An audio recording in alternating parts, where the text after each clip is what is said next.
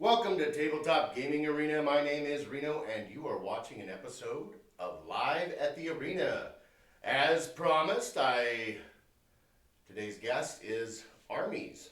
These are two of my armies, and today's topic we are going to talk about a little bit about how you can approach building your army in a controlled fashion in several different ways with several goals in mind. Okay? So, to start with, I wanted an army that gave me enough to play an onslaught, and an onslaught with some swing, so that I could try different types of onslaught. So it was a very easy choice this year to choose Tyranids. So I had this model, okay, the only painted model. I've had him for like 10 years or something like that. So I've had him for a while. Then Leviathan was announced, okay? So this is how I went about building that kind of an army. Leviathan came out. I know this is going to be a big army because I've got big goals. I've got 3,500 points worth of army I'm trying to build up to, if not more. So I've got to find ways to try to nullify the expense of building such a large army. And the way you do that is simple. You wait. You got to be patient when you're building a big army, okay? Otherwise, your price tag for that army is going to be considerably higher, if not 20, 30% higher, okay? There are ways to economically buy large armies, but you have a little bit limitation in some of the choices, okay?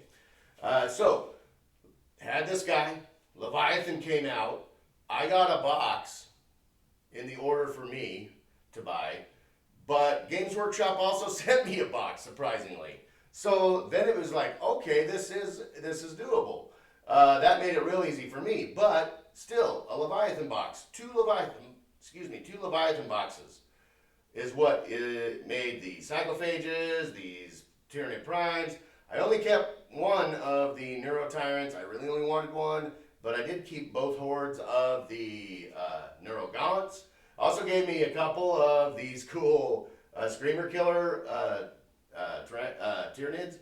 And then it also gave me 2 packs of Barbagons. And it gave me some Von Ryan's Leapers. Okay, really good box. That was a really good value box. And when good value boxes like that come out for an army that you're trying to build big, you should really feel comfortable about going in on it twice, okay? Because along with all of these guys came Space Marines, okay? So those went into my Blood Angels faction. So I'm filling 2 goals, which is to have 2 armies that are able to do a full-on onslaught with each other. So that helped me fill out my Blood Angels goals as well.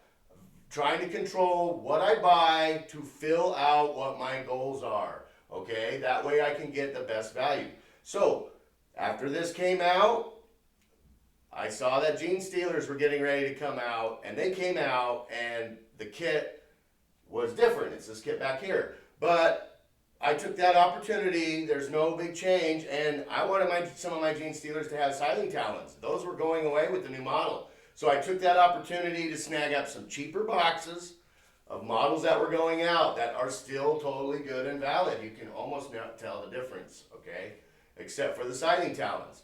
So, bam, bam, that's a little bit less expensive than going bam, bam on this, okay? So that gets me to that point so far, right? Over here we are. Now, I wanted to build on that.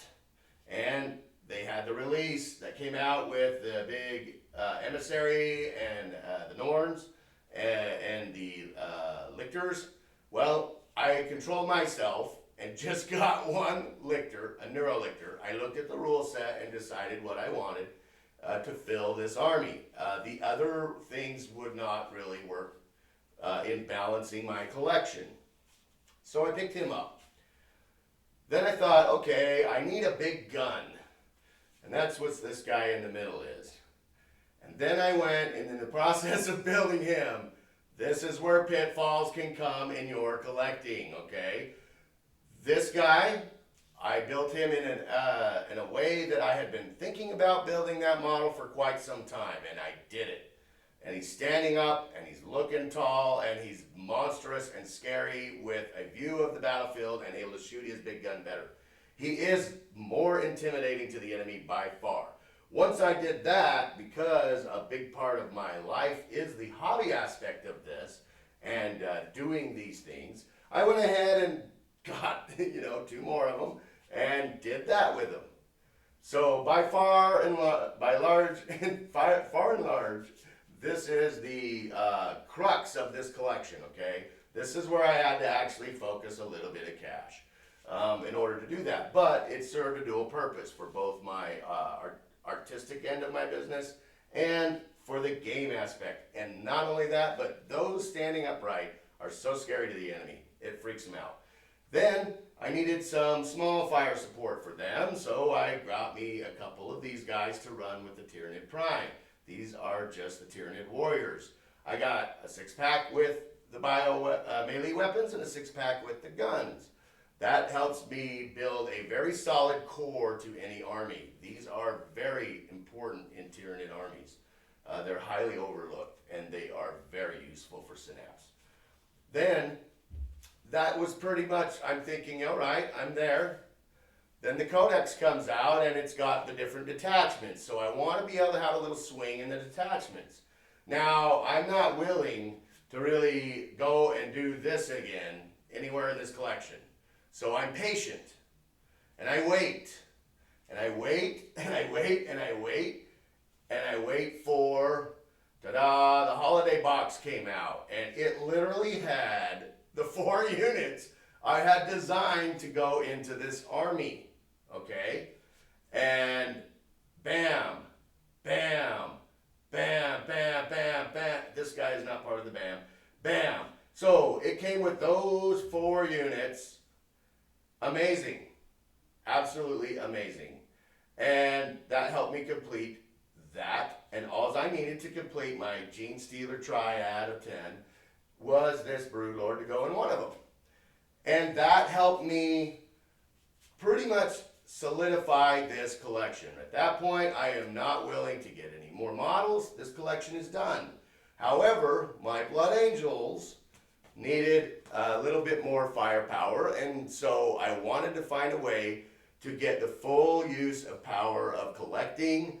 And I looked at the starter box. It's pretty much both combat patrols in it. It had some terrain in it that was going to be useful for the store, so I went ahead and purchased one of those for the store. And my stuff, pretty much a donation to the store there.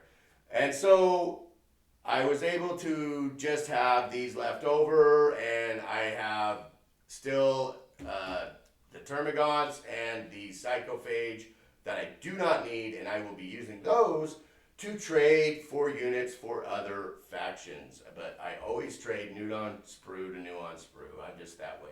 So by doing that, by getting the spare change out of that starter box, I was able to cheaply absolutely finish this collection. Now at this point, there are a ton more models in this line.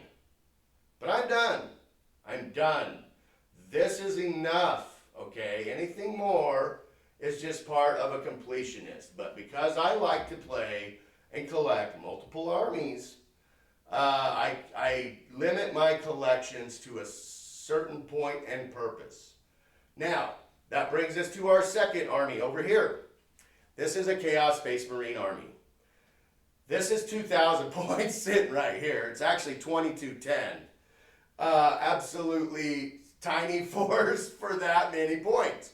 So you can see this gets a lot of bang for its buck. This is a really this is my most inexpensive army. It's amazing. Bam! This comes like this in the box. You get one of these and 2 of these. It's a direct only order, and it's not too pricey. It's very inexpensive. 2 Obliterators and a Spider. Well, you can run 3 of them.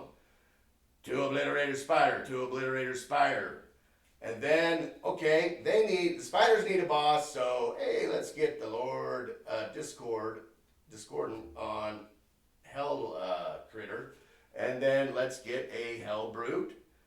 And then, wouldn't you know it, I was getting Warhammer Plus, so they gave me a free model. Bammo, my little Terminator, Chaos Terminator Lord. And so, bam, that's like, half of this army done. Then I was looking around at some of the models I had, some of the bits I had laying around, and I realized I had enough to make a really cool Master of Possession that was a woman. I don't like the fact that there aren't women in this realm, so I go ahead and make women in this realm. So this is my Mistress of Possession. Took her hair and made her magic stuff. Did a mash from about 3 different models to create that model. Once I was done with that, I'm like, cool, that fits my theme, which we'll get to in a minute. And then, bam, 1 box of Possessed. She's done. She's got a crew. Bam, she can go in that. And that kind of makes it easy to buy models these days because you get heroes go into certain units, so it's an obvious pair. I'm hoping that Games Workshop figures this out and starts packaging them that way maybe at a discount. So we got that. Whammo. We're going to skip this guy because we'll get to him in a second. Then I needed something scary to run at the enemy so they would not notice I have 2, 4, 6 obliterators coming at them with a hell brute to back them up and make them all go crazy. And then, or these are really good, these spiders. Oh my God, they're so good. So I got this mean nasty Mauler Fiend. Everybody loves to get the gun form of this. I love this. You run him at the enemy craps a load, and they just focus all their weaponry on this, and he eats up all those bullets and still gets to them usually and beats them up. So, excellent unit. Then I wanted somebody to help, fix him while he goes across the board. So I got this Warp Smith over here, bam, bam, bam. And he is great. I run him right along. He's got Lone Operative when he's within 3 inches of this thing. Awesome. And so he can sit and buff it and heal it and make it better. Then I wanted one more trick to this 2000. I looked around at how many points I had left. I looked around at the mechanics I had on my shelf, and one of the mechanics I was missing was the flying around, the aircraft/hover mechanic. So I threw this guy into the mix. Excellent. Rigged him out with a Hades autocannon.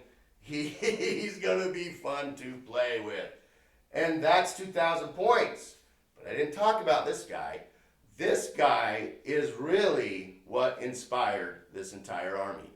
When this guy came out, I was like, oh my goodness. Which, by the way, when he came out in a box that had a couple of obliterators and this thing. So it was part of a bonus box. I didn't want the second half of that box. I found somebody to purchase it from me. Okay? And you've also can find people to trade that half of the box that you don't like. But more than likely, there's people out there who want your half of the box you do not want. So put it up on a Discord, try and find somebody to go in on a box with you. And that's what you can do to really get a good deal in your models. But he was part of the Lion box, okay? Really cool.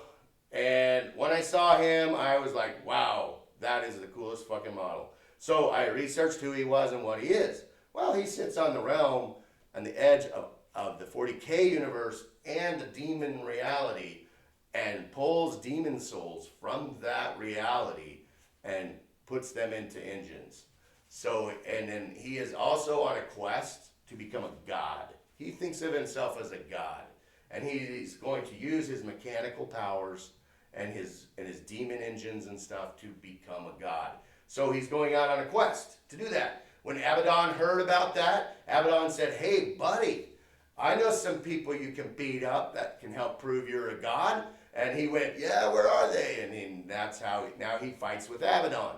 But Abaddon comes and just checks on him periodically, does not run with him really. So that is what inspired my entire army. I wanted an army where everything fit that theme. When I went and looked at the Chaos Space Marines, I didn't want a bunch of Chaos Space Marines running around, and I didn't really want a bunch of cultists, etc., etc. So I looked at the different factions for the Chaos Space Marines. I came up with the word bearers. When I looked at them, I realized, oh, I can just take some word bearers and say they believe that Vashtor is the chosen one. And he is the one that will rise to demonhood and lead them into the darkness. And so I created the Word of Vashtor. This is my force, the Word of Vashtor.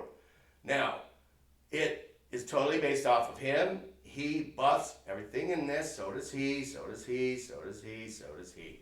Well, he's the only one that doesn't. He's the lone fighter. But everything else buffs and works together. And look at how few boxes this is. Just to top it off, now that I'm complete and I controlled myself, I rewarded myself with its terrain piece, the Noctilith Crown. This army is complete. The only other thing I even desire to build, but have no intention of doing so anytime soon, would be to build Abaddon and 5 Terminators, so that when I'm playing a game, I can pretend that Abaddon is coming to check on him. It's purely thematic. And so, in no hurry to do this. This army is fun to play. It's 2,210 points. I can opt him out for this and do a quick, easy swap in this army to not play him to play him, or to not play him to play him. So, it is an army I love to play, and it's very balanced and controlled. Now, you notice this is theme. Well, this one had more of a play goal oriented to it, but I did maintain a theme throughout. And that theme is based off of the first model in it.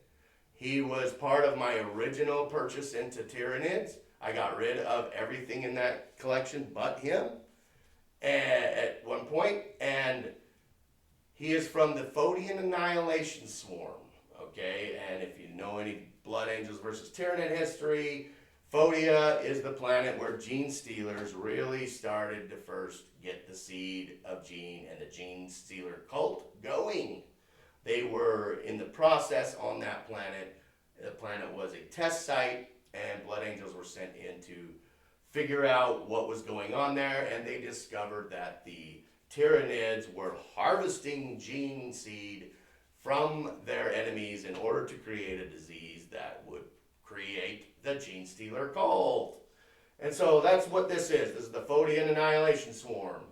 Now, keep in mind, 2 different goals, vastly different numbers, but because of the way I was able to buy this, not as nearly as expensive as this could be.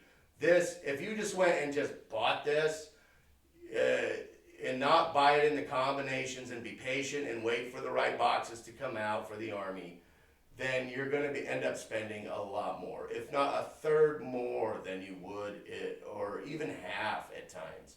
Okay, because like the Leviathan box, I think I averaged it out and figured out that each unit in the Leviathan box was $15. So an absolutely ridiculously cheap big army.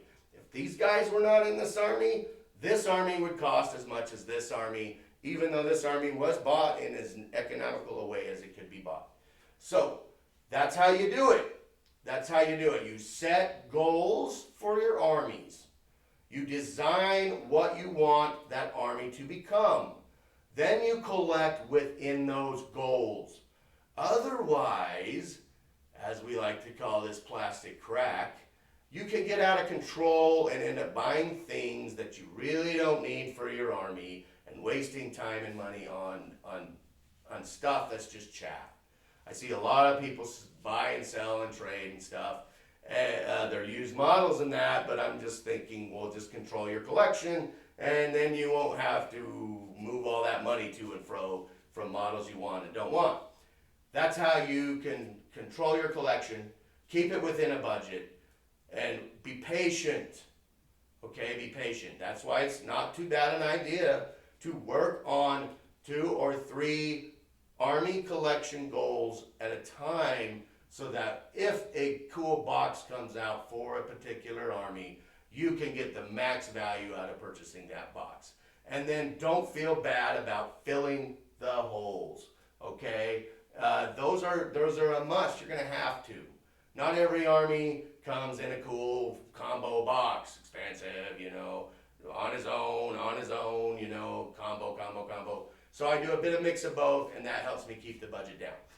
That's today's episode of Live at the Arena, and thank you for watching. I hope you enjoy my army, and be looking for further episodes of Live at the Arena. Have a great night.